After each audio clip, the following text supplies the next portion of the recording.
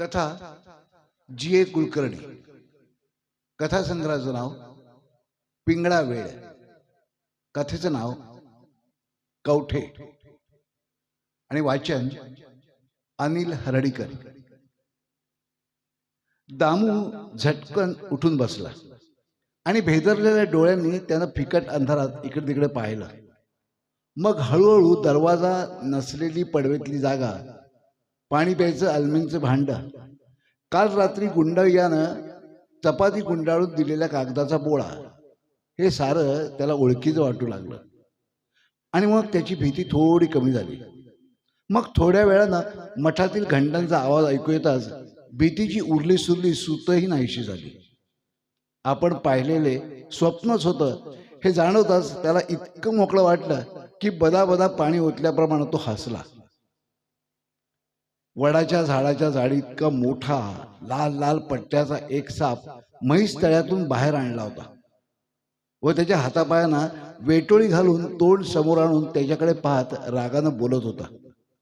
आता दामूची भीती जरी गेली होती तरी सापाचे ताटली एवढे डोळे आणि अंगावरील लहान सापाप्रमाणेच दिसणारे लाल पट्टे त्याला अद्याप आठवत होते.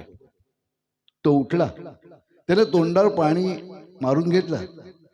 आता जायला फारच उशीर झाल्याप्रमाणे तो सदल्याची बटणं अडकावतच बाहेर पडला. खरं म्हणजे त्याला कधीच कुठं नेमकं जायचं नसे, पण जागा झाल्यावर तो कधी घरात राहिलाच नाही. त्याला गुंडय्या उडप्याच्या सरस्वती हॉटेलात एकदा दोनदा चहा मिळे.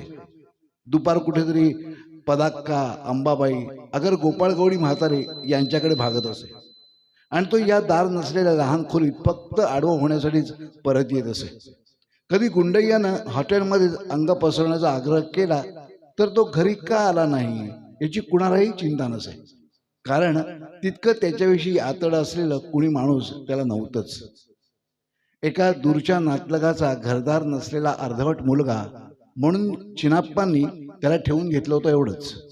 पण त्या आडदांड फसफसून वाढलेल्या पोराकडे पाहताच तुळसा काकूच्या पोटात मात्र गोळा उठे आणि साऱ्या गावात माणसं पटापटा मरतात, मग यालाच का देव विसरतो असे ती उघडपणे विचारत असे.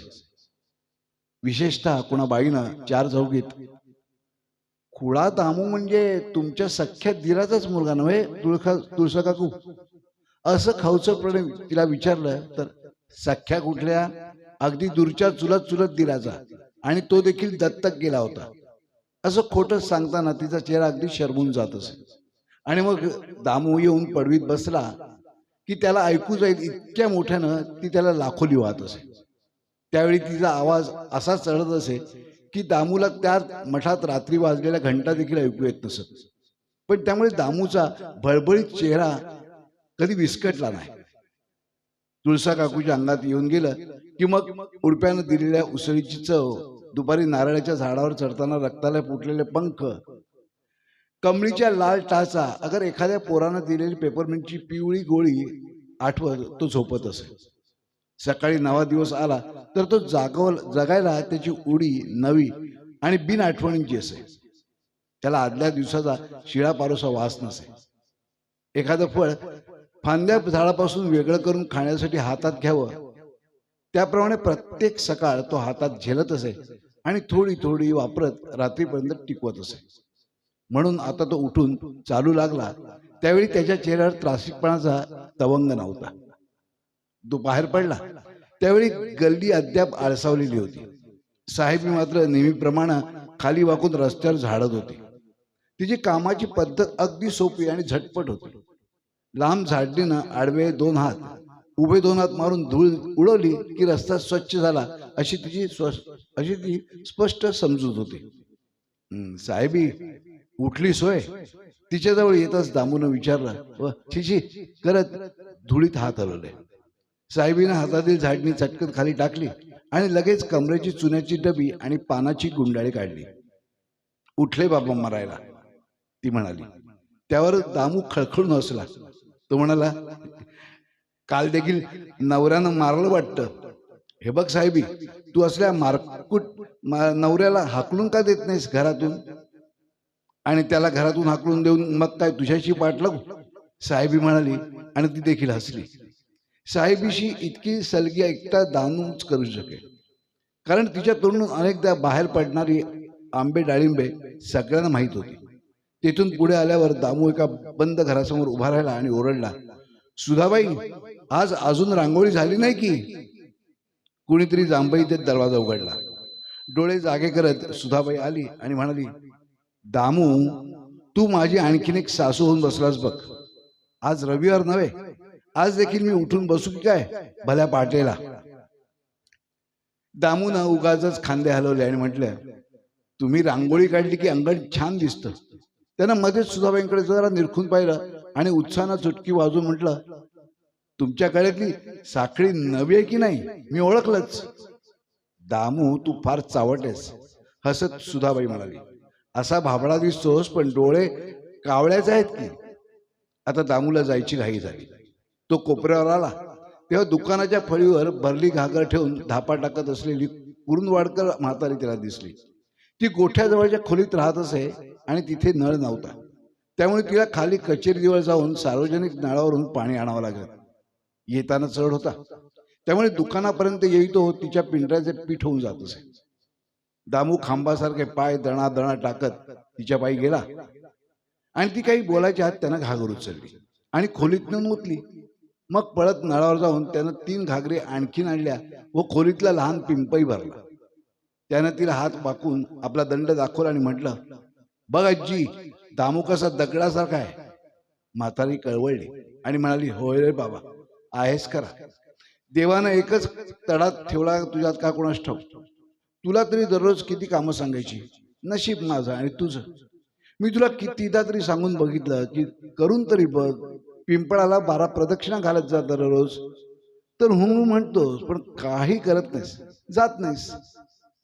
आजी, उद्या बघ तरी, प्रदक्षिणा घालूनच तुला भेटतो. जाता जाता दामू म्हणाला. म्हातारीनं निश्वास सोडला आणि ती जायला उठली. दामू असेच गेले 6 महिने सांगत आला होता. नागेश्वर वकील मफलर गळ्याभोवती टाकून फिरायला चालला होता. दामूनं बऱ्याच अंतरावरून हाक मारून त्याला थांबवलं आणि म्हटलं, वकील, उठलात काय? वकिलानं सोशिकपणे मान हलवली आणि आठवल्यासारखं करत म्हटलं, दामू, भेटलाच बरं झालं बघ. आज दूध आलं नाही अजून. ते आलं की दुकानातून बाटल्या घेऊन आमच्या घरी पोहोचव. दामूनं उत्साहानं मान हलवली आणि या जबाबदारीमुळे त्याला एकदम ऐट वाटू लागली. तो लहान मुलाप्रमाणे धावत पुढे आला. नेहमीप्रमाणे दफेदारचे सिगारेटचं दुकान अद्याप उघडलं नव्हतं. तो आहे तसलाच, असं मोठ्यानं म्हणत दामूनं फळीखालच्या 2 बादल्या उचलल्या आणि नळावर नेऊन त्या भरून आणून ठेवल्या.